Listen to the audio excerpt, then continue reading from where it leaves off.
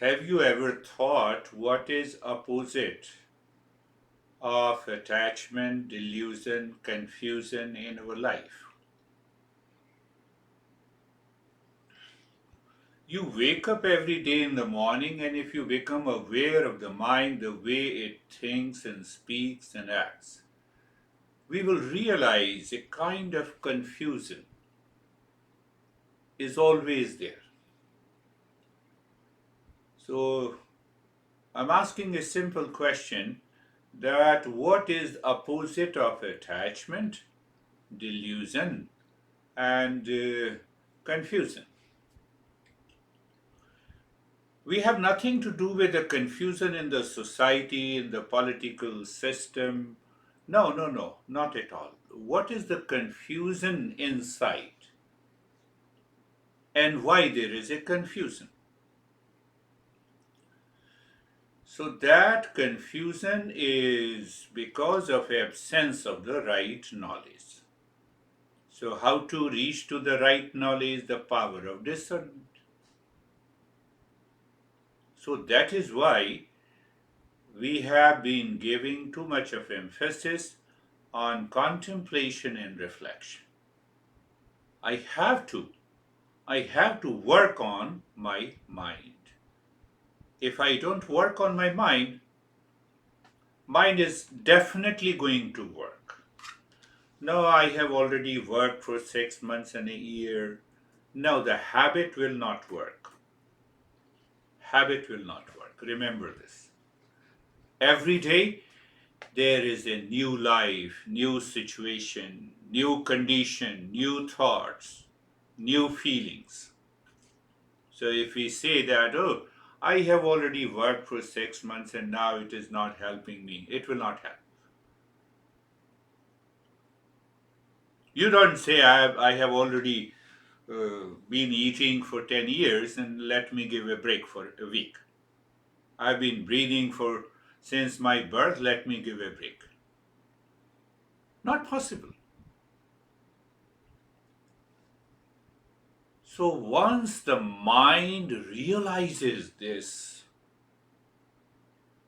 that the opposite of attachment, delusion, and the confusion is the discernment that is present in the intellect, and I can bring it in the front by living consciously, the life is full of colors of peace and happiness.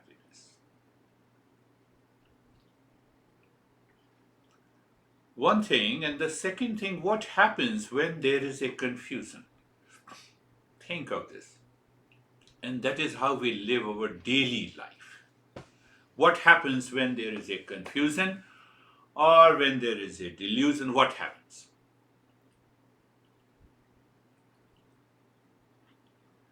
Either we are running away from someone, some situation, some condition, or we are attracted, we are running for something, someone in our life.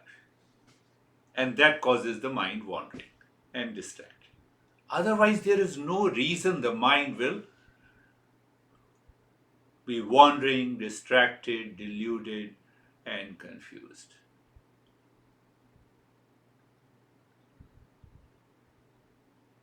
Now, I've been doing the practice for 20 years. No, you can do that.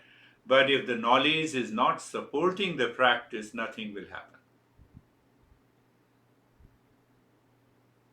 Our masters are stressing again and again and again.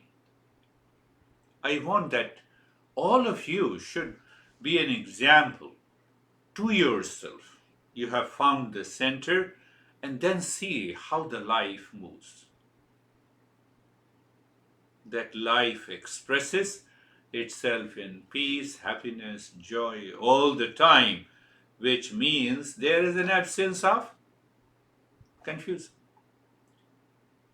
An absence of confusion, the most important principle is the power of discernment. So once we understand the importance of this discernment, separating what is wrong with the right, real with the unreal, uh, then what happens? Then only we understand that by karma yoga we can purify the mind. So when we start purification of the mind, the next question comes, are you living wisely?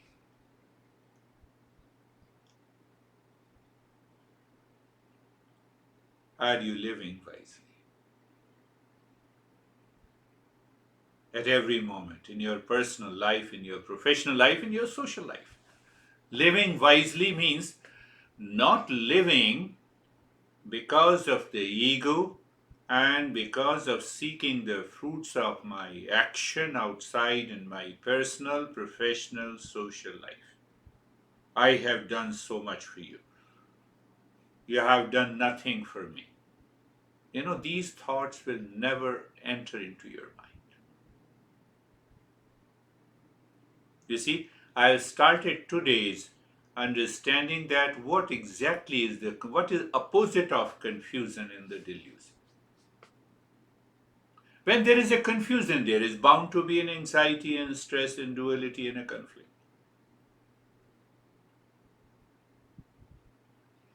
So first is the purification of the mind that we have covered in many, many sessions, made it very clear. And once we go deeper into the Karma Yoga, we will learn something. Second is known as the Upasana. Upasana simply means that I can remove the projections from the life. I can remove those delusions from the life. Or in a single phrase, we can say that we should move from the emotional dependence or emotional bondage to the emotional freedom.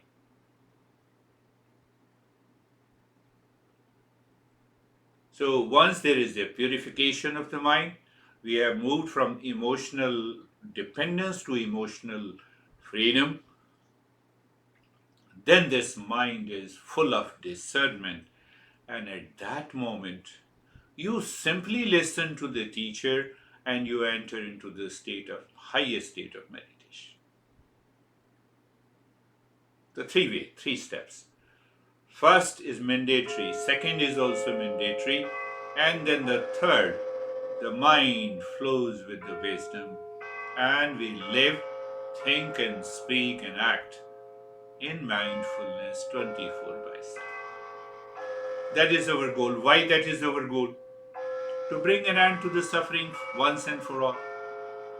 To awaken to that permanent peace and happiness. Then what? Then I can think, speak, and act in my life, in my personal, professional life, social life. So I'm living a life that is joy of conscious living. It also influences others. It influences the society, it influences your relations, it influences your professional life.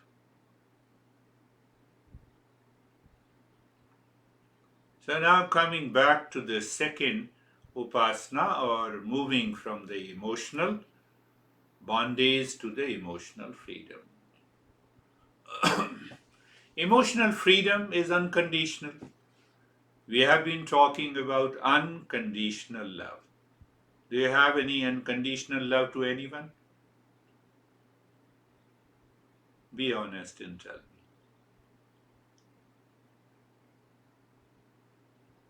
Do you have an unconditional love? That is another word is upasana, and there is another word in Eastern wisdom we say bhakti, unconditional love. There is no condition. Fact is that the love is always unconditional. If it is conditional, it is attachment.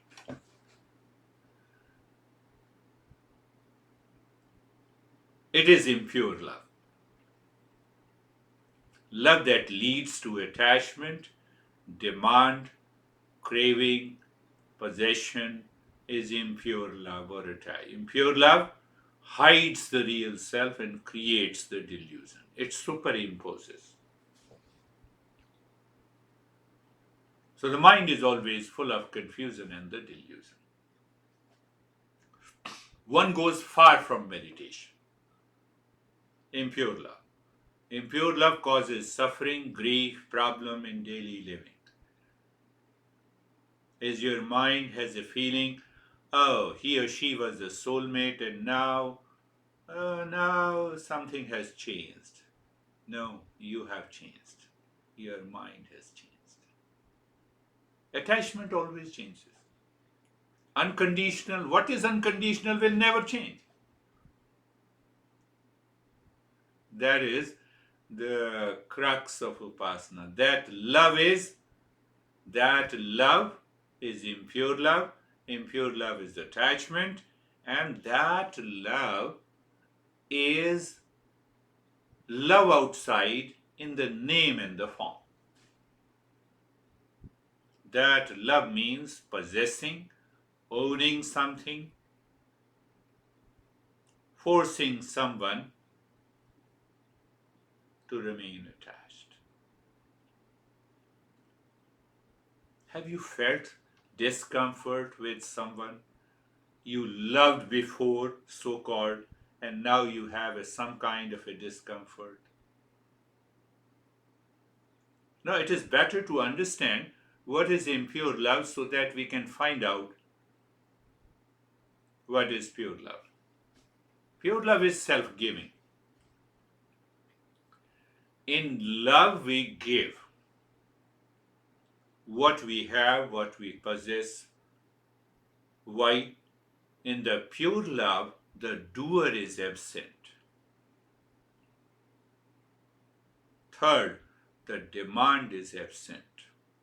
Fourth, every time you move with the love, it is deepening, it is increasing, it is enlarging, it is expanding your mind.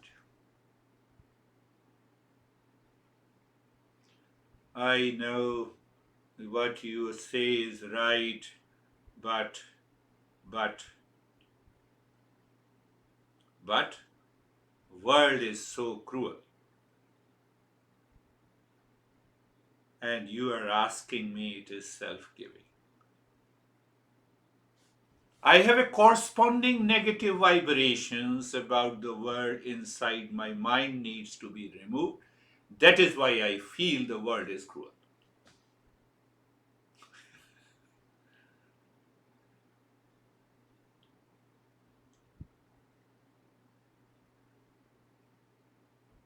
That is why I started understanding the discernment.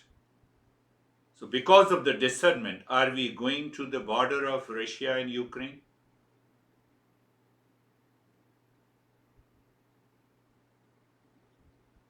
Why I said so? Fight is going on there. So if I have an inner conflict and confusion, that is the fight going on in me. I have to remove that in order to follow and reach to the level of emotional freedom.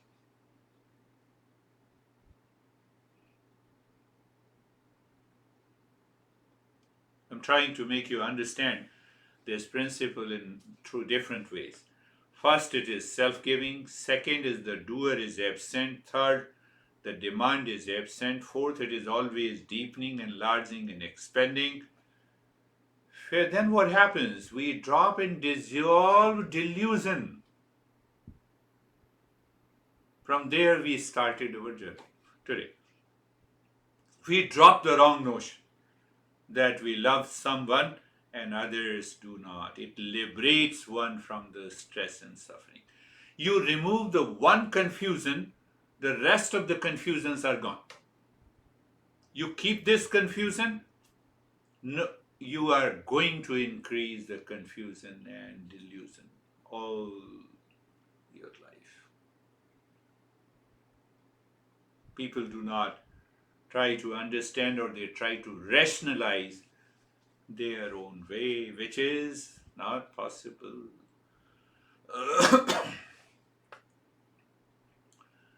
So, what happened to those great masters who have taught this word upasana and bhajan. So in those days also people did not understand.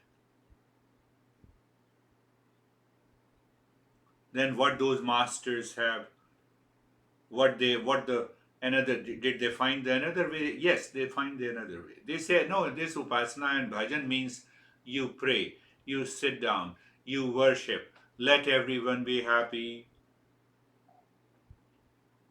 My mind says no, the world has cheated me, how the world can be happy, and you constantly say. So they have added the word prayer, worship, and blessing. They have added these words. So that particular process has become a release.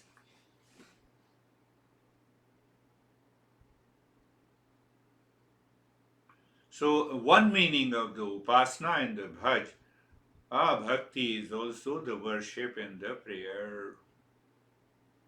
Now let us go into the etymology. What exactly the upasana means, that will make the things clear.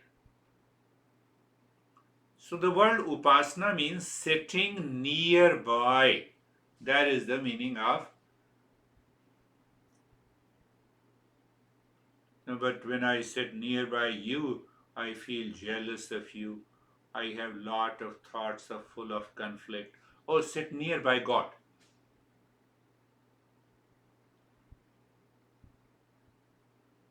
So when we sit nearby God, still we have those feelings. So the priest comes into the picture, confession. And who takes your confession? Who is already full of conflicts. So there is no result. Don't be serious, be open and understand that. Do you see that entire journey, the way it goes? So sit nearby someone with a discernment. That is why we say sit nearby the teacher, the guru, not the teacher. So guru simply represents. Guru does not represent the name in the form. Guru does not represent the beard. Guru represents moving from ignorance to wisdom. Do you see that? Is how can you see it? When the mind is purified, that is the first step. Have you completed the first step? Are you doing the first step regularly? Do you see the connection? Everything is connected. So the guru represents, so to sit near guru means to do upasana. You are simply sitting nearby the guru and you are doing the upasana, because why? You are listening to him or her. Why you are listening?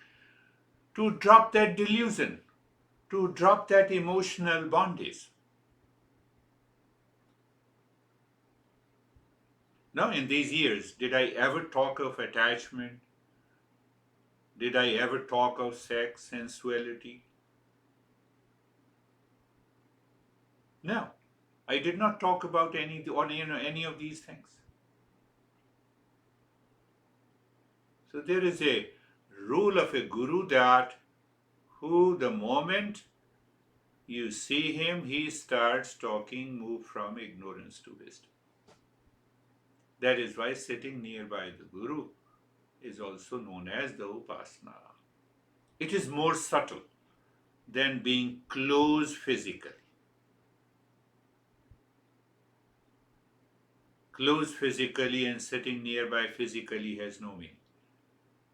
A seeker who is doing the karma yoga can do upasana. Upasana means to adore, to glorify. What to glorify?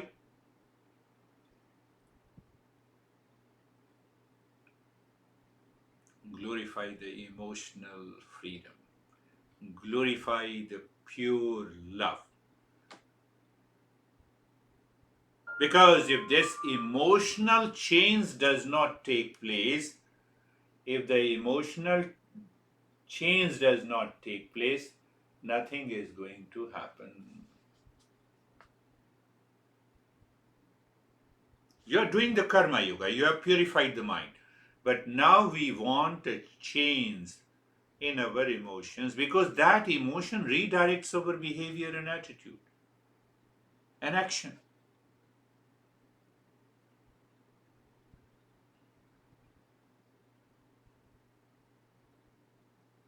Because you are sitting nearby, you are maintaining an awareness of the mind,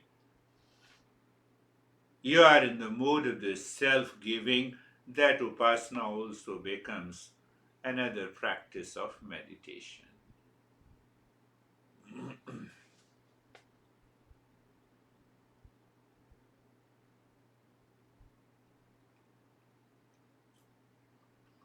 So, whether you say upasana or a bhakti, and understand in our daily life, we'll have a couple of more sessions on this upasana. So, I will relate it to our daily life and living.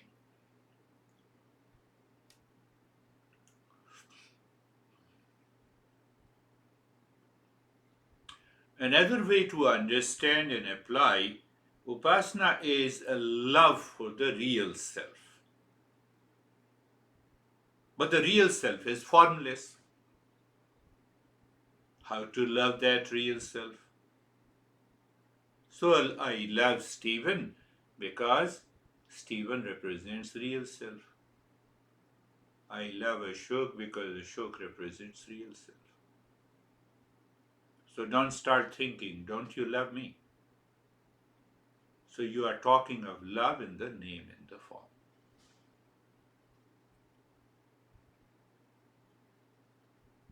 So bhakti and upasana is an emotional offering of the mind that is deluded, that is running in the world with the likes and dislikes, with the attachment and duality.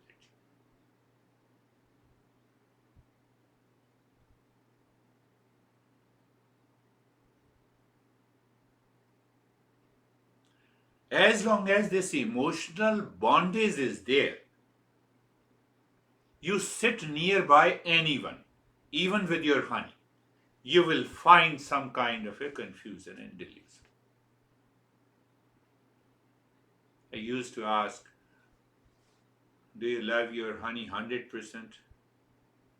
100%.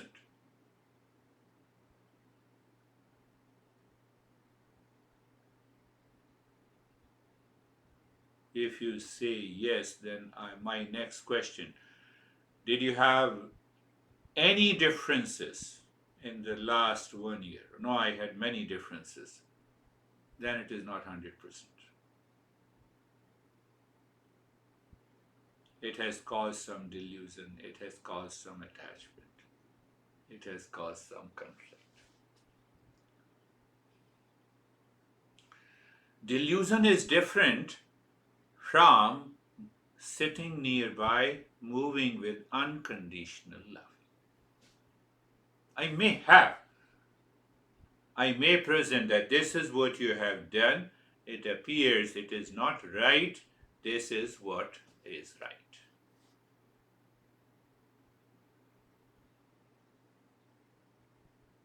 So when there is an emotional freedom, it is it is it brings an end to the emotional bondage, emotional dependence, then only the pure love flows. And in that state of the pure love, you are sitting nearby anyone, you are totally free. Normally people say, no, I found the negative vibes in that person. Really? Negative vibes. You are extra intelligent. It is present in you. It is corresponding to something deeper into your unconscious mind. It has to do with your likes and dislikes. How can another human being be negative? Are you understanding that? So when we keep that our emotions in the mind to that state of awareness, even Even take for granted, even if the other person is highly negative, it will not be able to influence you. When the sun is there, how can you find the darkness? Sun is lit here. How can you find the darkness?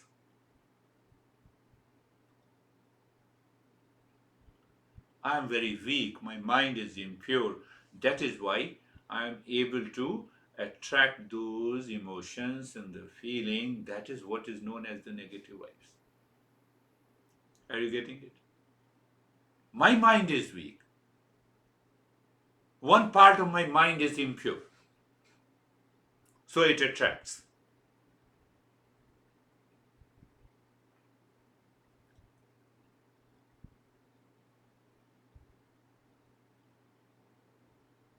And that is why I ask you, how many times you have an anxiety, you got upset living your life since our last session.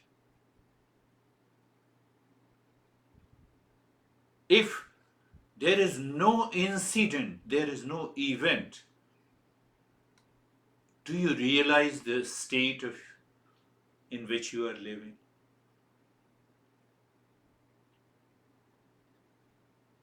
The life is constantly moving, and there is something within you that remains in peace, that remains in love, that is in the mode of caring and sharing all the time. You find the freedom when you wake up in the morning. You have the same state when you retire to bed. You have the same state when you are doing your professional activities. You know, we are doing it rationally, logically, but behind there is an emotion that is supporting.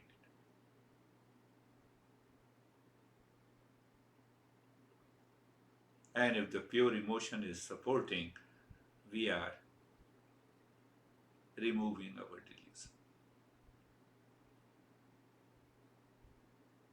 And that will help us to reach to the higher level.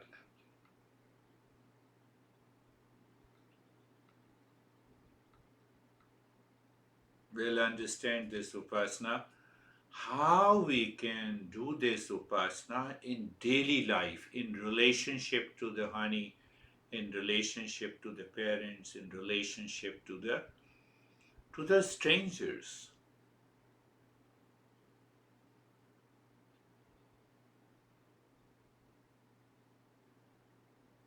In all the thought, in all the speech, in all the action. Close your eyes and